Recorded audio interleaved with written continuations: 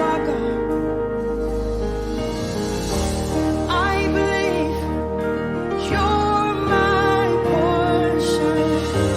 I believe you're more than enough for me. Jesus, you're all I need. I believe you're my. Somebody say, I believe. You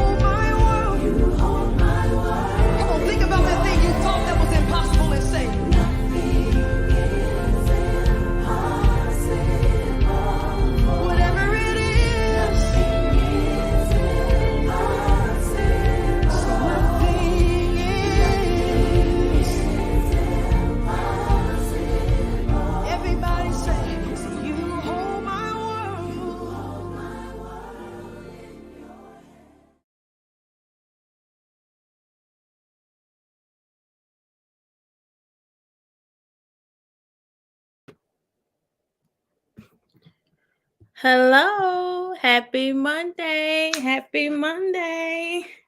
So glad to see you. Let me see here. Let me bring this a little closer here. There we go. So happy Monday. It is another Healing Room Monday. I hope your Monday has been great to you so far. I hope it has. And I'm going to play a little quick let's just say commercial of some merchandise we have here with the Healing Room and in Fleming Ministries. But while I'm doing that, take some time out to like, share, and comment. Please keep that discussion going. Don't forget to tag a friend. Hey, let them know that we're on. If they normally are here, you don't see them, let them know that we're on. And we get ready to have a really good discussion. If you've seen my story today, you've seen that I posted about church hurt or church trauma. And is it real? Excuse me. Does it happen? Have you seen it happen? Has it happened to you? So please don't forget to like and share this broadcast. Keep them thumbs up going, keep them hearts going. Also, don't forget to tag a friend. Remember, our overall goal is to heal together. That's the overall goal, is for us to start that healing process or for us to continue the healing process. So while you're liking and sharing this broadcast, I am going to take a moment to share a little quick sneak peek commercial about some merchandise that we have, and I will be back. You're my healer. I believe you are all I need. Yes, you are, God. I believe you're my portion. I believe you're more than enough for me. Jesus, you're all I need. I believe you're my peace. Somebody say, I believe. You are all I need. Come on, we believe that tonight, God. Everybody say, I believe, yeah, yeah. You're my portion. I believe, yeah. You're more than enough for me. Jesus, you're all I need. Jesus, you're all I need. I believe you're my peace. Anybody believe that tonight? You are all I need. Hallelujah. God, we stand in total belief tonight. I believe, yeah. I believe you're my portion. I believe you're more than enough for me. Jesus, you're all I All right, so that was just a quick little commercial of some merchandise that we have. So we have some shirts that says healing, loading, really cute shirt design that my wonderful husband made for me. And also we have some mugs. I actually got one, got me a little coffee in my mug, but here it is. Has the healing room on it. So cute, has a little pink handle, and then it has a logo on the back as well. Let me bring it in on the back. And so my husband actually designed this logo and he did the cups and stuff for me. So thank you, husband. And he did the design for the shirt. So thank you, God, for that. A lot of my graphic stuff that you see, my husband actually did it for me now. And so thank God for him and thank God for my wonderful husband. So take some time out again to like and share this broadcast, tag a friend. Overall goal is to heal together. But I always like to have to put my disclosure up. So we may be discussing some very sensitive information. If at any moment this is triggering for you and you feel like you need to exit, please do so and talk to a family or friend or some professional trusted source and get the help that you need as well. We want this to be a help and not a hurt to anybody. So, also, I like to say that this is not therapy. So, don't say, hey, I'm getting therapy. This is not therapy. We are having a discussion, we are having a conversation. And so, this is not therapy. But if you feel like you do need it, again, please consult with a professional. Please seek out professional help if you feel like you are in need of therapy. So again, this is not therapy. I'm a therapist, but this is not therapy. This is just a live broadcast discussion, okay? All right. So I always want to put that disclosure up. So earlier on today, good afternoon, Holly. So good to see you, my sister. So earlier today, I just put some things up, and I've had some conversations with some church leaders. I've had some conversations of individuals who are serve in the church, and I want to discuss. And I know maybe a few years ago there was this term that came out. Feel like in the generation we lived in, but there was this term that came out. It talked about it was deemed church hurt. And so, me as a therapist, I got to start looking up, kind of doing, some research on this term, church hurt. When I looked up in research, it was called actually. What I saw was like it's called church trauma. Let me put my cup down, and then I'm gonna share with you some other terms that I actually looked up when I did some research that I saw as well. Let me pull up my information here. A lot of these terms I looked up, I shared one time in a broadcast when I was just kind of sharing the basis about mental health. Hold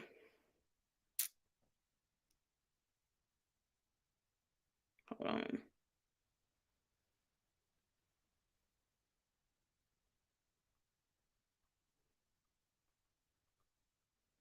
Somebody was asking me if I'm going live. Yes, we are live. Tune on in. So y'all get to liking and sharing this broadcast because it helps the algorithms, but it's also let people know that we are on. Okay. Let people know that we are on. So I looked up some different terms as it relates to just church trauma and church hurt. And the biggest thing, or biggest question I have is what makes church trauma, or what makes, church hurt, and is it real? And me, my personal opinion, well, before I get into that, I want to ask for those who feel comfortable in the chat. Remember, this is a discussion, so I'm not talking at you. We're having a discussion, so I'm talking with you. So if you have experienced um church hurt or church trauma, and let me, or we could call it, I even saw the term spiritual abuse. If you have received any of that, then put yes in the chat.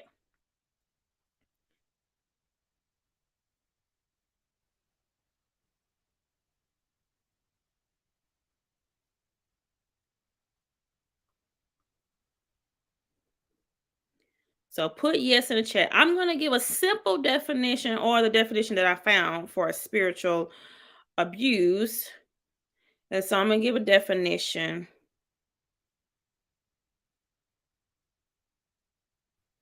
So basically, spiritual abuse or religious abuse. Thank y'all for sharing. Um, it's basically abuse that is administered under the leadership or the guise of religion. It could be something severe as like harassment, or physical abuse, or even sexual abuse, which that has happened, and it shouldn't have, but it has happened.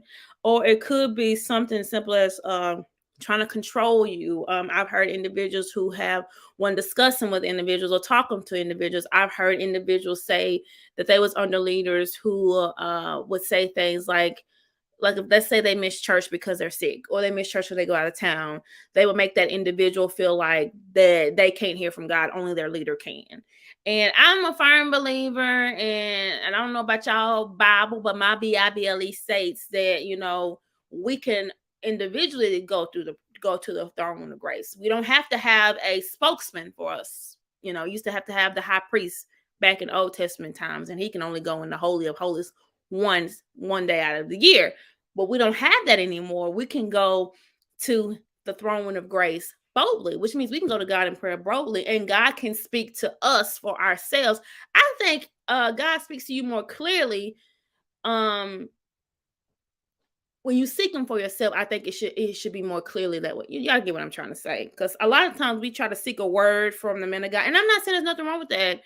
I mean, in the book of Ephesians, you definitely see how the fivefold ministry is definitely important. So I'm not knocking that at all, but I think we should not always depend on a prophecy or a word, or I think a prophecy should be confirmation. I don't think it should be like, oh, I didn't know that. Well, you don't know yourself. So I think it's important to provide some balance here. And I'm not knocking any of those gifts. I think, like I said, the fivefold ministry is important.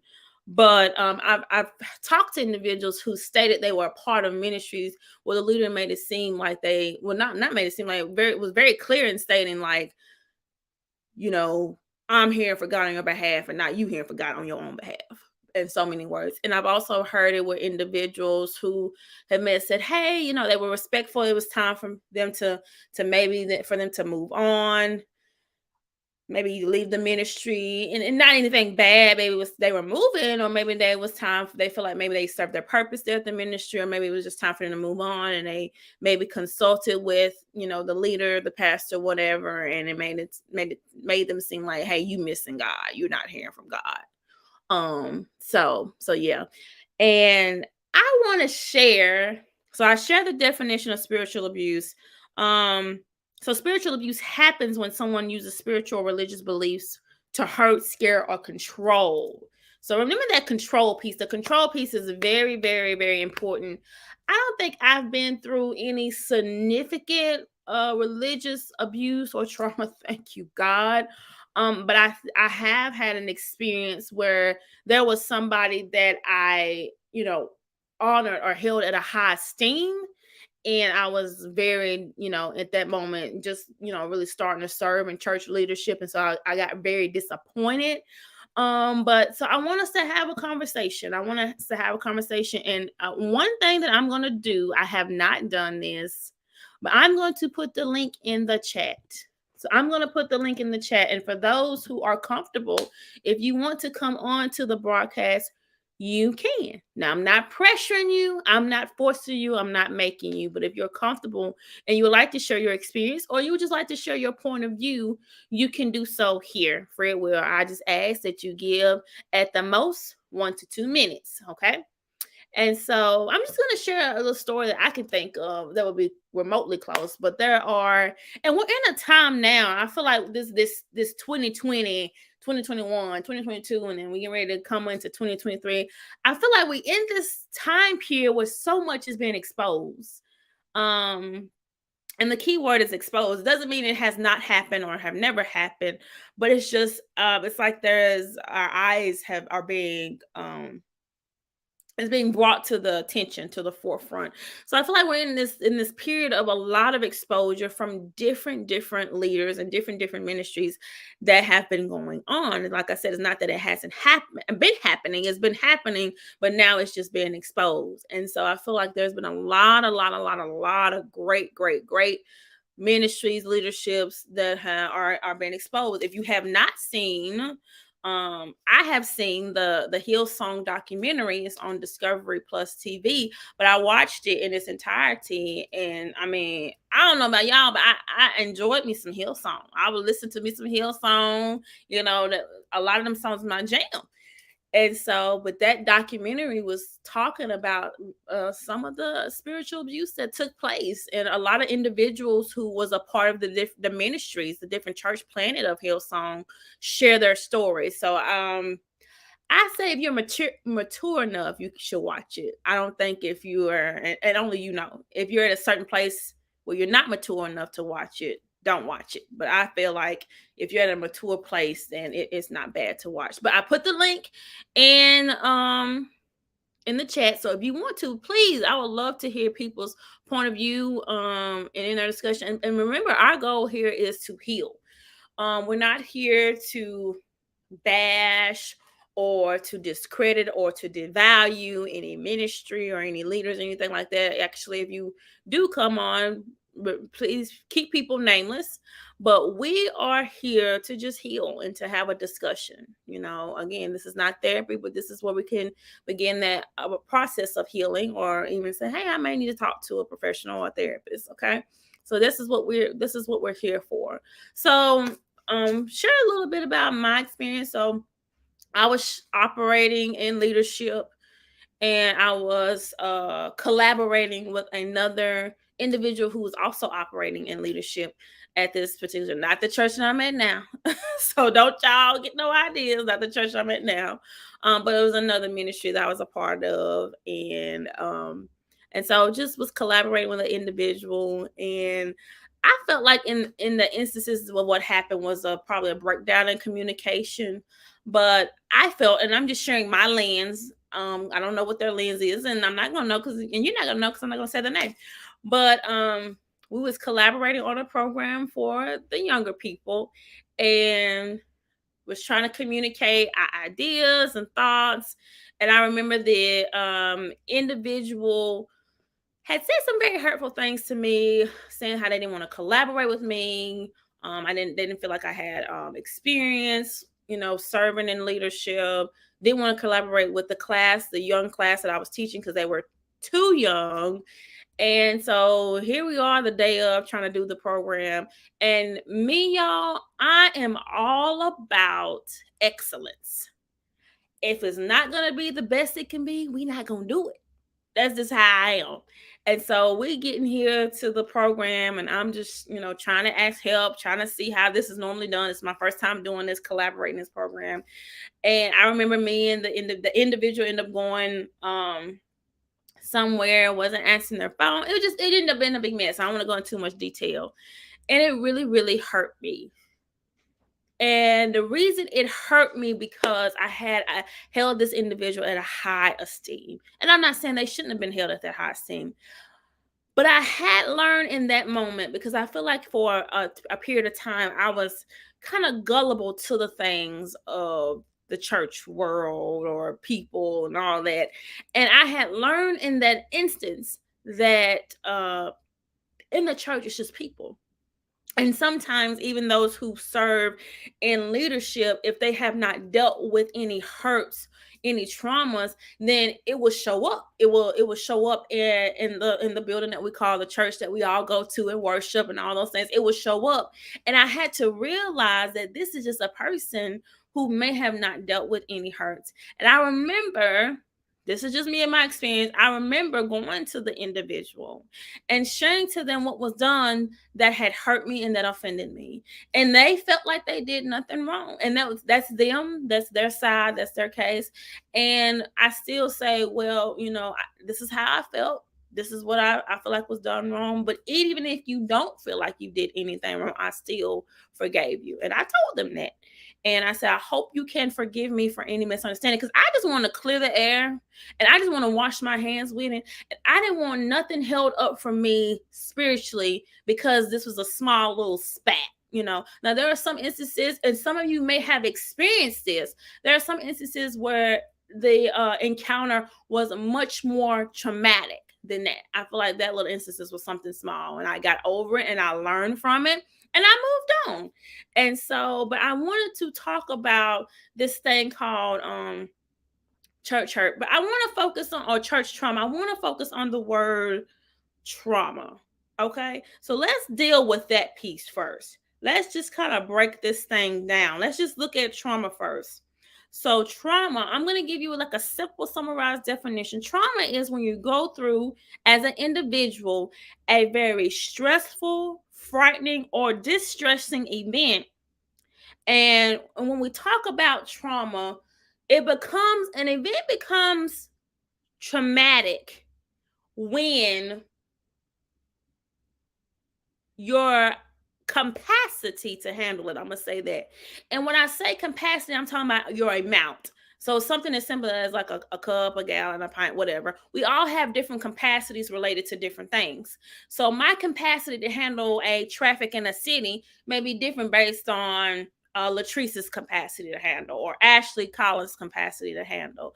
And so we all have different capacities to handle the stresses of life. And so when a stress happened to us, or a stressor happened to us in life that is bigger than what we can handle, then it becomes traumatic. Does that make sense? I hope that makes sense. Thank you so much, Stephen Brandon, for sharing that story in the way, or no, I'm gonna say way, the fact that you have the ability to share, Stephen, shows that you have overcame. And I know it's probably a still day-to-day things, and also with trauma, the reason why things can be traumatic is because along with traumatic events, then it's kind of leave this residue of triggers, right? So let's say, and triggers can be good or bad. And also triggers are internal. So what triggers me is not going to be what triggers Holly, or what triggers me is not going to be what triggers Alexandria. Okay. So we all have different triggers. So I'm going to give you an example of a good trigger. We're talking about, trauma, but I'm gonna give you an example of a good trigger. One time I was at this conference, this biblical conference, with some friends. It was miles and miles away from Mississippi. It was up north. And I remember I was in this room. It was like 100 people in the room. I was sitting in the back, and I smelled this cologne that was the cologne of my now husband that he used to wear all the time. And I was sitting in the back. And when the class was over, I remember going through the aisle and sniffing through until I found the individual who was wearing that cologne. And I went up to the gentleman and I said, "Hey, you're wearing this, this, this." And he said, "Wow, that's a very distinct fragrance." He said, "That's a very distinct fragrance. How did you know?" I said, "Well, the guy that I am dating, he wears that same cologne." He said, "Wow." And so that smell is an example of a good trigger. But when we're dealing with trauma, when things happen to us that are traumatic, it leaves a residue, and we can heal from it. But that doesn't mean that there may be times where we're triggered by these instances, or these memories of things. And so I want to say, as it relates to church hurt and church trauma, the first question is it real? Yes, indeed, it is definitely, definitely, definitely real. It is real as I am talking here, and that as real as you can hear me. And so it's very, very, very important that we deal with the things that happen. And so my question is, how do you address these things that happen in church? Because when it becomes church trauma is when it's happening in the four walls. And I say the four walls of building because we the people, we're the church. So if we profess or proclaim to believe in Jesus Christ, then we are the church. No matter where we go, whether we're at work, whether we're in our neighborhoods, our communities, we are the church. And so when things happen within the four walls or between us individuals, then it becomes traumatic. And so, Brandon, I thank you, or Stephen Brandon, I thank you for sharing your experience. And I so hate that happens.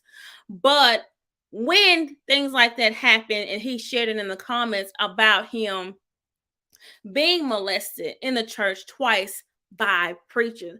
Now, this is what I'm going to say regarding that. If you are a pastor, preacher, teacher, whatever, and a man and woman of God, unfortunately, when you're held, not unfortunately, you're held at a high standard. I shouldn't say unfortunately. I think that if you take the responsibility with sincerity, then you can handle it. Or you take it genuinely, you can handle it. And when you know you need to, hey, I need to probably sit down, then do that. But unfortunately, we have individuals in the church, and what tends to be the problem when we're talking about church trauma and church hurt, what tends to be the problem is that a lot of things we try to sweep it under the rug. And when I was watching the documentary about the Hillsong Church, I saw a lot of instances where some things should have been addressed initially or at the beginning, but instead they worked so hard to just get it swept under the church. There was this one instance where I think like the guy who over Hillsong, his father started, whatever, how that happened. there was accusations, I'll say that, or allegations about him being sexually inappropriate with some young children or young men, and how that was trying to be swept under the rug. And so some of these individuals, what happens when something happened to you as a child and it's never dealt with? Or let's say it is dealt with. You grow up to be a grown individual with the same issue that was not dealt with. And it really, really, really does have an impact on you as an adult. And so it's very, very important for us to, as a church, to address these things head on.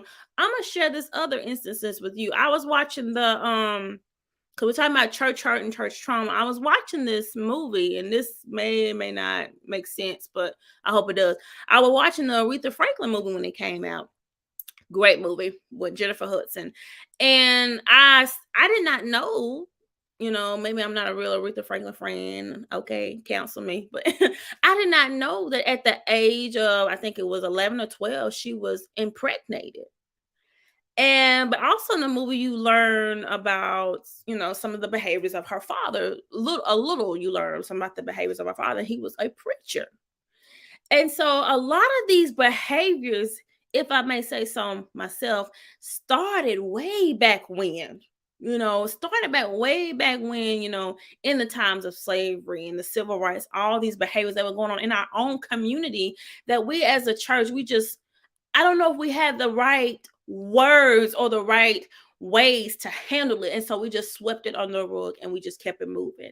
And so not only did we have have the trauma of slavery and the civil rights going on, then we had the trauma of the things that we were impacted by in our own community, such as, physical abuse, rape, molestation that was going on. And the church was supposed to be started, supposed to be a refuge for us. It was supposed to be the place where a lot of movements and stuff got started back then, are very pivotal. I mean, Martin Luther King did some of his great speeches in the church, but it became a place also too of great hurt and great pain. So even back then, and so I think what we didn't do, and maybe we didn't know how to do it then, but I think we're learning now, is that we did not address it head on. And that's how things lingers. I think that's one of the things that's very important when it comes to church hurt, is making sure you address it head on. Making sure you address it head on. Because if it's a big ministry, and I'm gonna tell you something. Now, me and my husband were recently appointed as pastor wife.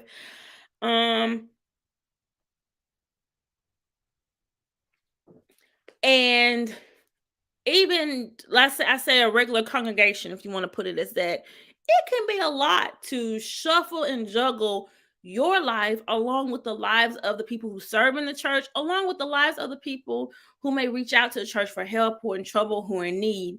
And so I can see how, if there's even, like, if you're a part of a mega church, or if you're a part of a church that has 200 or 300 plus members, I can see how it can be very easy for something to happen and maybe the leaders don't catch it right away, or they don't catch it in enough time. Because when you having, like I said, to juggle and shuffle your life, trying to balance your leaders or those who serve in leadership also, with the other parishioners, it can become a lot. And I can see how it can very easily be for you to miss what goes on. And so I'm just trying to make sure the broadcast is showing up on display, because I had a few people said they couldn't get it, but it should be on. So but yes, and so I want to ask, anyone, and I'm going to display this, Stephen, if that's okay. He says one thing he learned is, when you don't get help and acknowledge that you have an issue, you will find yourself become the villain instead of the victim. That's good. That's good. And we have a lot of individuals. I think for us, I'm about to go real deep, y'all. Y'all hold on. Y'all hold on like this. Hold on like this. I got my cup. Hold on like this. I'm about to go real deep. I think for the Black community, And not saying not for the white community neither, but I think this is probably more prevalent for us. Lord, I'm closing my eyes saying this. But I think for the black community, the reason why we hold the pastor in such a high esteem is because I think for us, even though having a master, y'all stay with me, breathe, breathe. I think even though having a master during those very traumatic, times of slavery, because a lot of us can't, we can't fathom. We hear about it. We may be taught it in school about slavery and civil rights, and we may not be taught about it in school, slavery and civil rights. I'm gonna be honest, I don't feel like I was really taught about slavery and civil rights until I got to college. I mean, I heard about it, went to the museums, thought I knew, but when I got to college, I felt like I was able to go more in depth and really know and doing my own research. But I think as a black community, we got, even though having a master was traumatic for us and hurtful and harmful for us, I think it's amazing how your hurt can become comfortable. It's amazing how something traumatic can become comfortable. And so I think for us, we got comfortable with the fact of having a master. And so even in the black community, the pastor or the black man became the master. Breathe. Breathe. Now, this is just my opinion. This is my kind of like a hypothesis, but a lot of things that goes on in our community is because it has not been dealt with at the root, and it started when we was abruptly taken from where we came from, our knowing of the continent of Africa. So that's just what I think. And look, my kinfolk, I have some kinfolk, they agree with me. But that's just my opinion. And I'm not putting that on anybody or throwing that on anybody, but it's just that's what seems to be the issue. And so what happens is we have these individuals in high leadership. We have these mega pastors or just preachers, and we forget that they're man too, and we forget that they're healing too, and we forget that they're struggling too, even though and I feel like sometimes in the leadership that they have to, it's hard, they have to put more, let me see how I want to put this. I think it's more pressure put on them to conceal their struggles, you know, or it's more because like what I'm doing here, this healing rooms is, I mean, like we taught in the black community, you don't talk about your business like that. Like you don't put your business out on Front Street, or we don't want to say what we dealt with or the trauma we dealt with because we don't want the person who was in hierarchy to be embarrassed or feel shame. We don't, definitely don't talk about it if your mama, in the black community, the mama is like the queen, okay? You don't talk about if she did something to hurt you. But if we don't talk about it, if we don't discuss it, then how do we heal from it? How do we learn from it? And so we're here and we're talking about church hurt. I want any keep on sharing in the comment. I want us to keep this conversation going. I know it's heavy right now. It's heavy. I feel the way. I was kind of going back and forth, even if I wanted to do this, because I'm like, ooh, this is heavy. And I've heard some stuff. And so I want to talk about how when it comes to church trauma, because when I've heard the word church hurt or church trauma, I think it was one-sided. So I feel like it was this one-sidedness of this term where a leader in the church hurt a congregant, or maybe a leader was up here and they hurt someone that was, or the leader's at the top of the food chain, just giving that word in the church or the pastor, whatever. And then there's somebody that was underneath them that was hurt. But I even want to shed a little light on what happens when the pastor experiences hurt. I'm gonna sip my cup of coffee in my mug that y'all need to get y'all one. So what happens, I'm going to say that again, when the pastor and the pastor wife or other leader in the church, what happens when they are hurt? Because like I said, I've talked to some individuals who will serve in pastoral leadership. I talked to individuals who, they serve in leadership, but they may not be the pastor or the first lady or whatnot. And so I just kind of got all different spectrums of point of views. And I was talking with someone who is a new friend of mine, and they were sharing their story about, they've been in leadership for some years now. How, you get people, they come in and out. Some people stay, they've been there a long time, but the hurt that they experience from individuals in the church. And I'm gonna tell y'all, ooh, church folks can be something there. I love you, love you, love you, I love you, love you, I love you. But it can be something else. I love God, but Lord, I heard this pastor say, I'm about to say what he said. I love God, but Lord, his people is something else. He was African, so I put a little African twang in there. But I love God, but his people can be, something else. And so, but I want us to look at this church trauma twofold, from the parishioners or the congregants, and also from those who are in leadership who also get traumatized. Think about the pastor. Think about it. I remember when the pandemic was happening, think about the trauma that they experienced. And I remember one pastor saying at one time he was going to like 3 funerals in a day. I think he was a mega pastor, but he was going to 3 funerals in a day. Think about how that strains and wears on your mental space. And then I also think about, I don't know if y'all remember what year that was, but it was like news of people, of pastors who were dying by suicide. And we're not talking about that piece, right? We're not talking about that piece. Like this should not be. There should be some prevention work going on. We need to be discussing this. But so a pastor who dies by suicide should display not only the stress and strain that comes with that role, right, and the responsibility that comes with that role, but it also should let you know the trauma that they have experienced. And it's like, think about it, as an individual who, you may just attend the church, you may operate in leadership here and there, you may be over the music department, you may be over the deliverance ministry or whatever. You got your home girl or your homeboy in the ministry you can talk to or whatever, or you got somebody up, a mother in the church that you maybe can talk to. And think about the pastor and the pastor's wife. They have to be very, very selective in who they go to talk. Because if I just go to a congregant or parishioner and air out, it could probably be, and if it's, let's say, somebody who may not be mature enough, because everybody have an off day. But let's say somebody who may not be mature enough, it may be what you said that by the time you done it, everybody know. Or everybody know.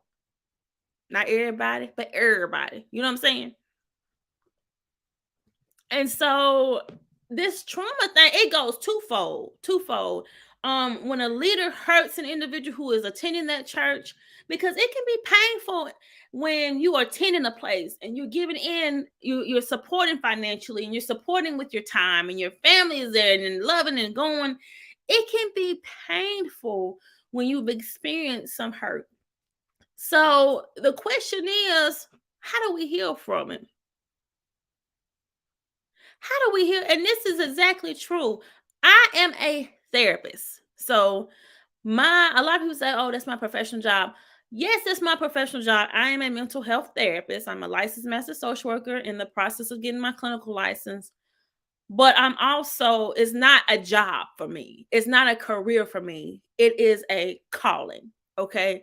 It is also one of the gifts that God has given me as far as it relates to deliverance and healing.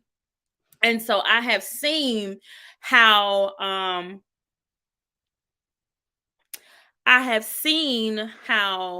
in the church we kind of want to disconnect from. We just want to disconnect from our mental state. Someone poses a question. They said, would you say, and they're on my YouTube, so please subscribe to my YouTube channel. Please subscribe to my YouTube channel. It says, would you say that most abusers have personality disorders? This is what I think when it comes to, and personality disorders, as a mental health therapist, there is a tool, and if you practice in the field of counseling and therapy, there's a tool called the DSM, Diagnostic Statistical Manual, that we use as individuals who practice in mental health counseling and therapy to diagnose someone. And so personality disorders is a chapter or section, I say section, in the DSM-5, okay? Well, the DSM-5 TR. They just did a new one not too long ago. But anywho, so do I think that most abusers have a personality disorders? That could possibly be it. But for those who don't know the term, that could possibly be it. But I don't think that that's always the case. I don't think that's always the case. I think sometimes most abusers are individuals who've been abused themselves and who have not dealt with the trauma or who have not dealt with the abuse. And so for them, maybe one of the ways that they kind of cope or deal with it, kind of think about if you ever heard of play therapy for children. Now, when I worked as a child protection worker, and we would take, if we suspected a child who had been maybe sexually abused, we would take them to what is called play therapy. And most time it was to see how they would act out.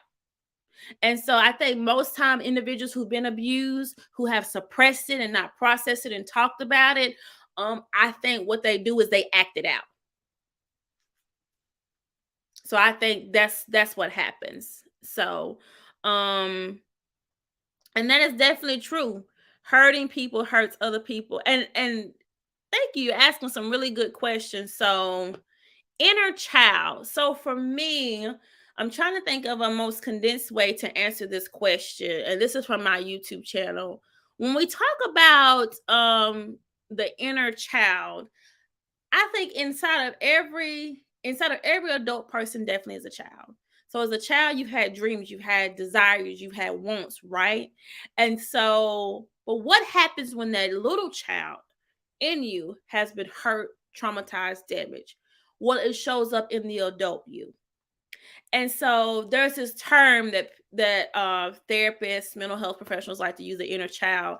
And sometimes when we're dealing with trauma, we may say, "Oh, the inner child needs to heal," and that means, let's say, at the age of 8. Let's say at the age of 8 that you were physically abused as a child. You go throughout life, you grow up, you go to college, whatever, move on, become successful, but then something triggers that memory. And so you have to go back to that space in that place of the event that happened and deal with that traumatic event. So it's not necessarily an instance like you have to go back down to being a little child, but you have to heal that inner space in you, that inner child in you, of the hurt, the trauma that happened. That's how I view it in a nutshell.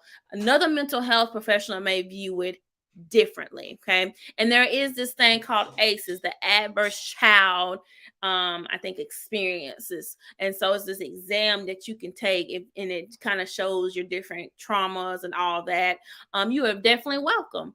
And so, but I'm not no expert. I've only been in the mental health field for about 4 or 5 years, going on 5 years now. But there are some who may describe it differently. And so, and we've all have a level of traumas that we've experienced. And so definitely hurting people hurts people. And so I want to take time. I'm going to again, I'm going to copy the link again. And I am going to put it in the chat. If anybody would like to come on, I just ask that you give it 1 or 2 minutes. Or if you would like to put your question, ask any questions you have. You would like to put your question in the chat. We'll discuss, and y'all keep the comments going. Y'all keep the comments going. I love this. I love that. This has been a heavy, this has been a heavy discussion, but I think it's been so needed. I think it's been so needed. We have a lot of individuals in the church that are operating that really need to go talk to a professional. They really need to go talk to a professional, because one thing about the church, and I'm gonna say this, and I hope it can be received well, but one thing about the church is sometimes individuals think, because I pay, I give, I contribute financially and all that, that the pastor is supposed to be their everything. He's supposed to be the doctor. He's supposed to be the lawyer. He's supposed to be the therapist. He's supposed to be all that. And that is just not the case. The pastor is there to provide you with spiritual guidance. But even in that, you still need to seek the Lord for yourself and for your purpose and what he has for you and all that. And the pastor is there to steward that role. And I say the pastor is like a lighthouse. He's just there to guide you spiritually. The lighthouse basically help guide boats to shore when there may have been like inclement weather or fog, stuff like that. And so that is what the pastor is for. Okay. He's not your therapist. He's not your doctor. He's not your husband, not your best friend. He's there to be your guide, your spiritual guide. And with that sometimes comes maybe, sometimes pastoral counseling for different things. But I feel like if you think you need like a session every week, then you may need to go talk to a professional, because being a pastor in a local church, I can imagine a mega church. I've heard of some mega ministries who have counselors. I've heard and seen mega ministries who have a whole like counseling staff, ministry, all that. And I think that's phenomenal. And I think that's so needed. And it'd be great if every church could do that, but not every church can do that, because, to have that staff requires the financial resources, and you got to have the staff people to do that. And some people think because they're a believer or a Christian, they should be counseling people.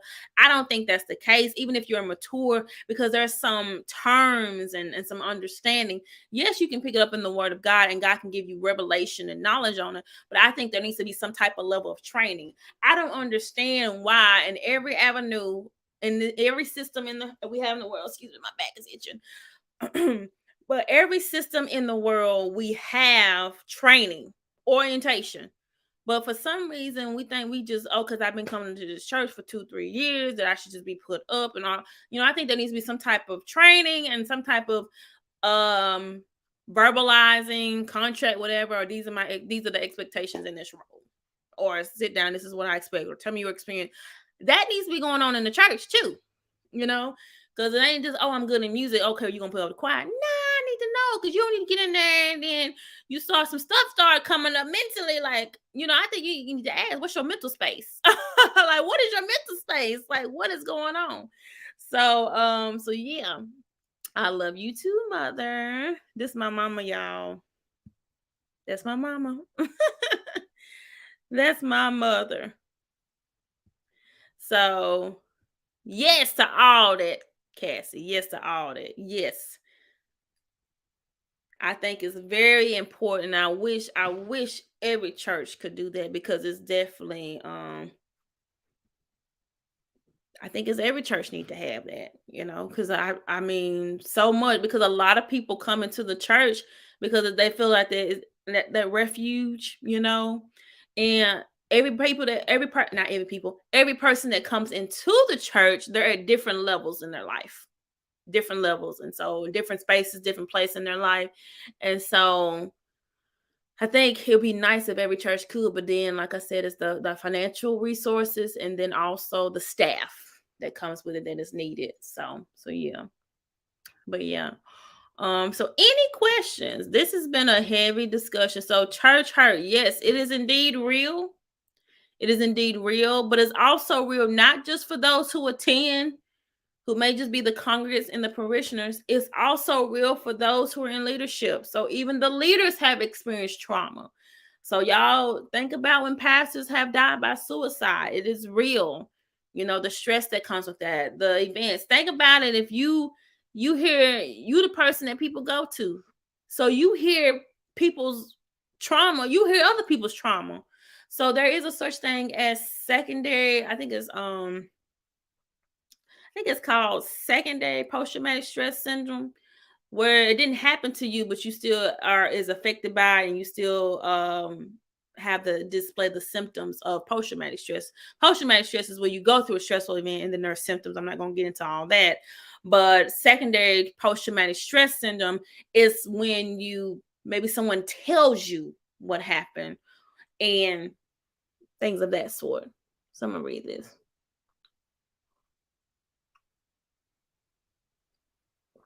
And one of the things I want to say, because I'm reading some of these comments, these are really good.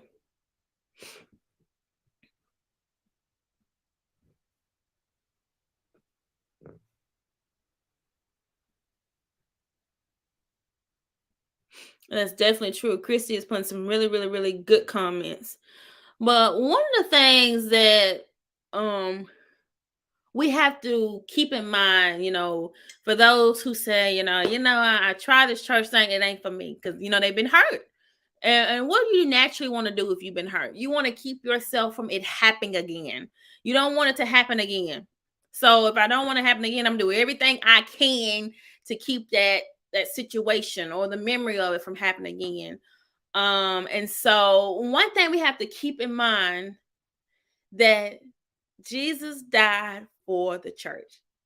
I know it's hard. And if Jesus, the description that Jesus gave for his relationship with the church is that it's his bride. So think about this. If you married, or if you're in a relationship with a significant other, and somebody comes up to you and they start talking about your significant other in a bad way, how would you feel? And I'm not saying this is to take away from holding people accountable and holding people responsible for their actions. I am not to say that at all. I think people should be held responsible for their actions. I think we need to have accountability if anywhere in the church. But if Jesus called it, no, but I'm not gonna say no, but. So we need to hold people accountable, and they need to be held responsible for their actions. And also on the other side, remember how Jesus sees the church. And we messed up, y'all. We were messed up. And that's why we need to have more discussions like this. There needs to be some responsibility taking place. I have seen ministries where people have sat down their own kinfolk because, hey, what you did wasn't right. And I can respect that. Because that lets me know, if you're going to sit your own kinfolk down, you're going to sit me down too. And I need it. I need it. I don't need to be able to get away with anything, because I'm going to have to answer for my actions. And I think that's what is not kept in mind, is that these leaders and even these parishioners sometimes in the church don't realize that one day they're going to have to keep in mind, or they're going to have to answer for their actions. They're going to have to answer for that. I'm not talking to man, I'm talking to him. They gonna have to answer for it. And so we have to keep that in mind. So it can be very dangerous real quick when there's no accountability, because then people don't have an answer system. What happens when you go down the highway speeding? You get pulled over by the police officer. Your police officer or a state trooper or whatever, sheriff. They're your accountability partners on the highway. They're gonna pull you over if you speeding. So it needs to be even more so in the body of Christ. In the body of Christ. And all those who have experienced trauma, I want you to remember this, or church trauma. I want you to remember, if you know you have experienced, I say any type of trauma, please go and seek help. There's nothing wrong with going to seek professional help. Go and seek help. You can literally, I'm going to tell you how you can find you a therapist. And I'm a therapist who has a therapist. Anytime I feel like I need to go have a conversation, talk to somebody, I call my therapist up. Hey, I need a session. I need to schedule a session, because I'm all about keeping myself holistically well. I don't want to just be spiritually fit. I don't want to just be physically fit. I want to be fit in every area of my life. What good is it for me to be spiritually fit or to be physically fit and every other area just jacked up? God don't want that. That's not what he don't want that. He wants to be displayed in every area of our lives. And so let me tell you how you can find you a therapist. I'm going to tell you how. You can start off, if you know a place in your community to go. If you know somebody who's a therapist, hey, ask them, hey, can you help me? It's not good to go to somebody that you know. And if they are a therapist and they seeing somebody that they know, that's not good practice. I don't even think that's ethical. So I'm just letting you know that. It is best for you to go somebody who's not related to you, not kin to you, all that good stuff. So a way you can go to find a therapist, this is a tool that I give people, or I refer people to, a place that I go to. I see some people, they on the coast. I'm up here in Pontotoc, Mississippi, and I see a therapist virtually. Okay. And so love it. She's phenomenal. And so go to Psychology Today. I think it's .com or .org. You can literally go to Google and type in Psychology Today, and it should be like the first or second link to click on. It has a little tab on there that says Find a Therapist. You can search in the search box. It'll have ask for your city, state, or your zip code, and it will pull up literally a list of people who are near you. And you can go and click on their profile. It can tell you what services they offer, if they teach anxiety, if they treat anxiety, depression, what insurance they take, if they offer virtual services, all that good stuff. So use that website or that link to find you a therapist. That's the quickest, easiest way. Like I said, they'll have the insurance they take.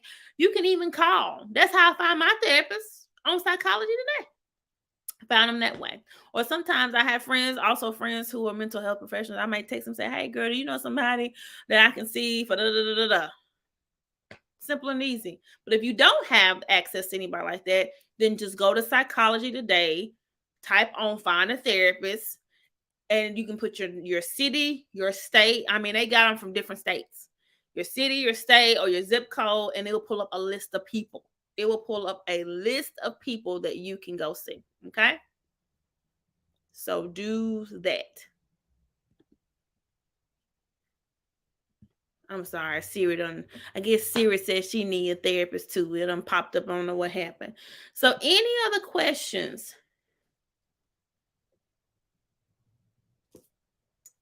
Or any other comments?